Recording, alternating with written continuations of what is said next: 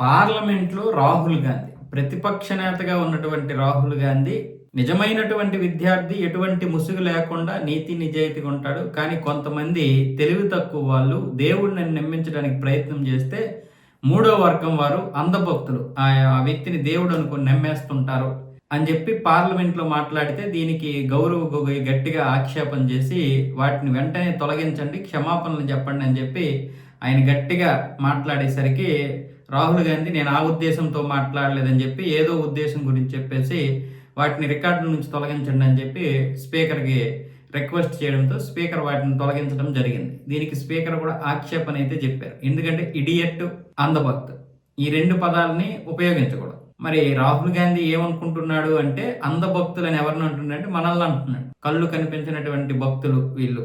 అంటే ఎవరిని దేవుడు అనుకుంటున్నాము? నరేంద్ర మోదీని మనం దేవుడిని అనుకుంటున్నామని. అంటే ఆయన ఒక తెలివి తక్కువడు, మనమేమొచ్చేసి అంధభక్తులం. ఈ 66 సంవత్సరాలు 60 సంవత్సరాలు పరిపాలించినటువంటి వీళ్ళు మాత్రం గొప్ప నీతిమంతులు, నీతి నిజాయితీ కలిగినటువంటి వారు. ఈ దేశంలో అవినీతి అనేదే లేదు. 60 సంవత్సరాల పరిపాలనలో తెలివి తక్కువ అనేదే లేదు. అంతా నీతి నిజాయితీ ఉంది. ఇక్కడ మనం మాత్రమే గత 12 సంవత్సరాల నుంచి అంధభక్తులం. ఎందుకంటే ఈ రాహుల్ గాంధీకి ఈ యొక్క పిఎం పదవి అనేది ఏదైతే ఉందో అది ఆయన యొక్క మైండ్ సెట్ ఏంటంటే 2014 వరకు కూడా ఈ పిఎం పదవి అనేది, ఈ పిఎం కుర్చీ అనేది మా ఇంట్లో ఉన్నటువంటి ఒక సాధారణమైనటువంటి కుర్చీ అనుకున్నాడు ఆయన. మనం ఎప్పుడు కావాలంటే అప్పుడు కూర్చోవచ్చు, ఎప్పుడు వద్దనుకుంటే వదిలేయవచ్చు అనుకున్నాడు.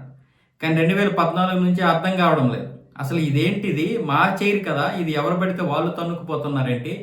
పైగా మా ముత్తాత మాత్రమే ఏకదాటిగా 17 సంవత్సరాలు పరిపాలించాడు, మళ్ళీ ఇప్పుడు నరేంద్ర మోదీ పరిపాలించడం ఏంటి, ఆ యొక్క క్రెడిట్ కొట్టేస్తున్నాడు ఏంటి అని చెప్పి ఇప్పుడు వీళ్ళకి ఇది అవ్వడం లేదు. అలాంటి పరిస్థితుల్లో ఇప్పుడు రాహుల్ గాంధీ ఉన్నాడు. మళ్ళీ అందుకే మనల్ని అంధభక్తులు అంటాడు. అంధభక్తులు అనేది అంటే ఇప్పుడు చాలా మంది దాన్ని ఇచ్చేస్తున్నారు కదా, బత్తాయిలు అంధభక్తులు అంటారు కదా. అంటే చేతగాక ఏం చేయాలో అర్థం కాక ఎవరికి ఏమి చేయాలో అర్థం కావట్లేదు. 12 సంవత్సరాల నుంచి నరేంద్ర మోదీ లాంటి వ్యక్తి ఉండేసరికి వీళ్ళ ఆటలు సాగడం లేదు. ఈ రాష్ట్రాల్లో ప్రతిపక్ష పార్టీలకు అలాగే ఉంది పరిస్థితి, అక్కడ ఆ పార్టీలకి అలాగే ఉంది. కాంగ్రెస్తో సహా ఆమ్ ఆద్మీ పార్టీకి, టీఎంసీ పార్టీకి, డిఎంకే పార్టీకి, టీఎంసీ పార్టీకి, అదేంటిది ఎస్పీ పార్టీకి, అన్ని పార్టీలకి ఈ విధంగానే ఉంది. అందుకోసమని ఇప్పుడు ఈ విధంగా అంటే పార్లమెంట్లో ఎలాంటి మాటలు మాట్లాడాలో మాట్లాడకూడదు కూడా తెలియదు.